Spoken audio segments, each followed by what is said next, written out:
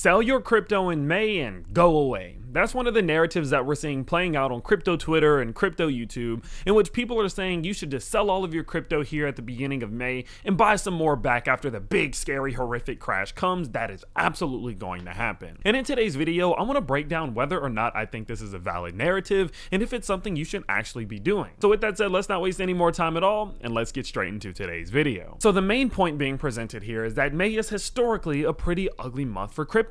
I mean, look at 2022, in which we saw the Celsius and UST and Luna collapse all happen around May. Or maybe we go back to the 2021 market, in which in May we saw a massive correction on Bitcoin and almost all of crypto of well over 35 to 50%. And with the incoming Fed meeting on Wednesday, and with the incoming news that we have, which could be pretty ugly for the rest of the world, many people are speculating that May is going to be exactly the same and that we just need to get out now. And so with that said, it's pretty obvious, right? We should just get out, right?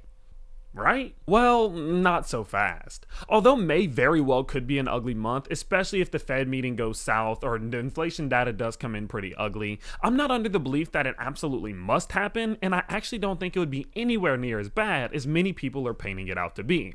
And so what I want to do is show you the real raw historical data so you can make that decision for yourself. So let's get back to the computer and let's see what May actually looks like for crypto as a whole. Alright, so here we are on the historical monthly return chart, which shows specifically how Bitcoin performed during each month during each year. So what we can see here is that we have May. This is what we're going to focus on, obviously. And in the last 2 years, yes, things were pretty ugly.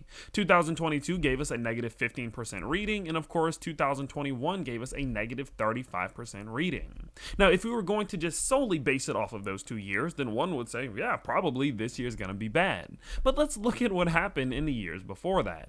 Now, in the years before that, we actually saw more green than we saw red, with 2020 and 2019 both giving us green readings, 2018 giving us a red reading, then 2 more green readings, 2 more red readings, and 1 more green reading. One could say that historically May is actually not that terrible, and yes, you could say that there have been some pretty rough months in May. Don't get me wrong, a negative 35% reading is pretty bad, but let's look at this here. We got a negative 32% reading in March, we got a negative 25% reading here in January, a negative 31% reading here in February, and almost another negative 30% reading here in June. So historically speaking, there are months all over the place that we see red. Now, yes, some months such as April or February are historically much more green than they are red. But that does not then mean that May is for sure going to be a red month at all. Now, looking at the raw numbers, you can tell that it's not a 100% guarantee that May is going to be an absolutely destructive month for crypto, as many people are painting it out to be. But I actually want to go even further back. Let's zoom out even more so you can see why historically this is an even better time for crypto than usual. So what I have for you here is a visual representation of what each May did look like during the part of the cycle in which they were in.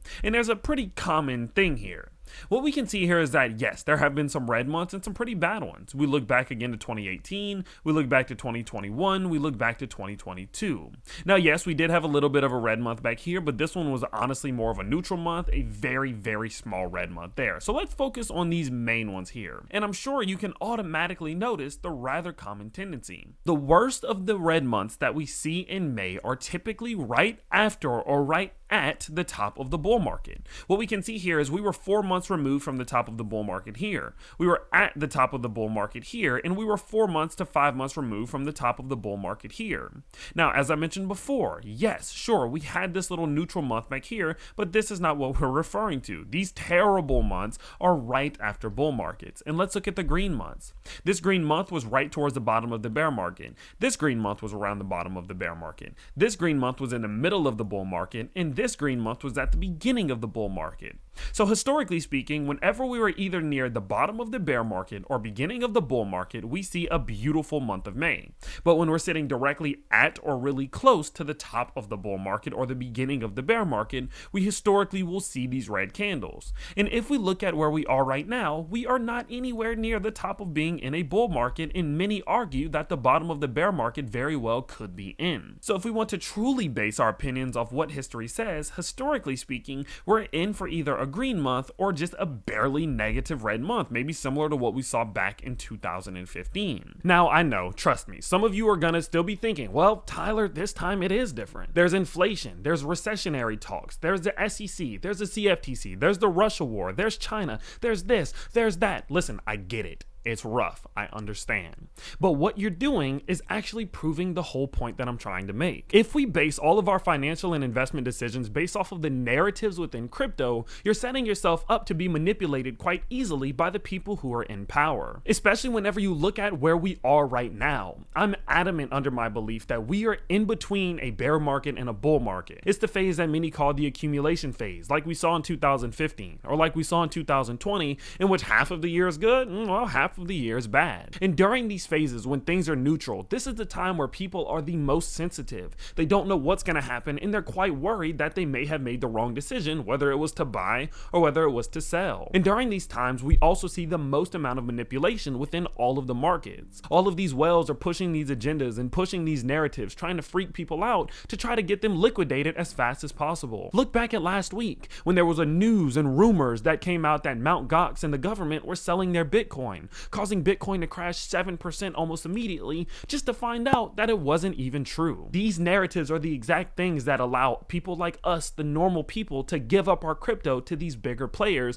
because that's exactly what they want. And so my whole point here is that you should not fall into the narrative. And when you look at it from the bigger picture, as we are getting towards the end of this bear market, the opportunity to the upside is way higher than the potential threat to the downside. And if you bought Bitcoin at 27,000 or 23,000 or 20,000, trust me, when Bitcoin hits 100,000, 150,000, you're not going to care. And realistically, you're gonna look like a genius one way or another. And so what I'm gonna be doing personally is just continuing to dollar cost average into this market. I'm buying every single Wednesday, no matter what narrative plays out, because I'm not gonna fall for the manipulation that has liquidated not thousands, not millions, but tens of millions of dollars just in the last few weeks. So I encourage you, remember the vision, keep playing by your game plan, and don't fall into these traps that these crypto influencers are going to set for you, because they never really lead to the best places. Now, before we do go ahead and wrap up today's video, you all know that we have been doing a lot of investing into microcaps and pre-sales, especially during this little accumulation phase in the market that I just described to you. And although we look at them as little lottery tickets here on the channel, we have been seeing some absolutely amazing gains from them recently, and I wanted to bring you all something that I think could join that portfolio very soon. So today we're going to be talking about King Finance from a good friend of mine, Travlad. Now, King Finance as a whole has three main components and a native token to support all of those components. Now, the three components of their ecosystem are King Floki,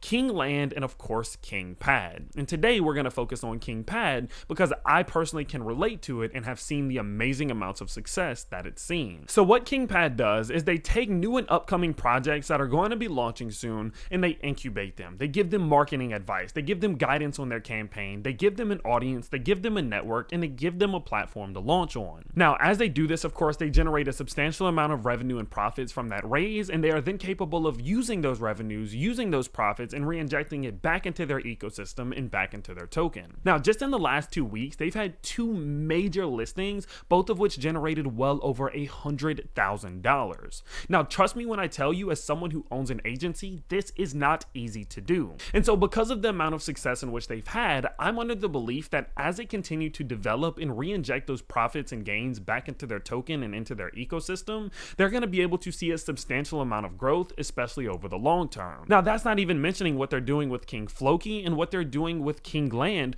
both of which are their games and metaverses that just came out recently. So make sure that if you do find this interesting, you check out the links in the comment section below. They have seen a substantial amount of success, and I do believe it's only going to get bigger from here. That's the reason why we did decide to partner with them through my agency and why they are a partner of the channel. So as I mentioned before, go check out the links down in the comment section below, and definitely look forward to future content, because this is not going to be the last time you hear about them on the channel, especially as they do continue to make some absolutely amazing moves. But with that said, that's going to be about it for today's video. But if you do want even more information about what I'm doing with my own portfolio, make sure you do go check out this video right here.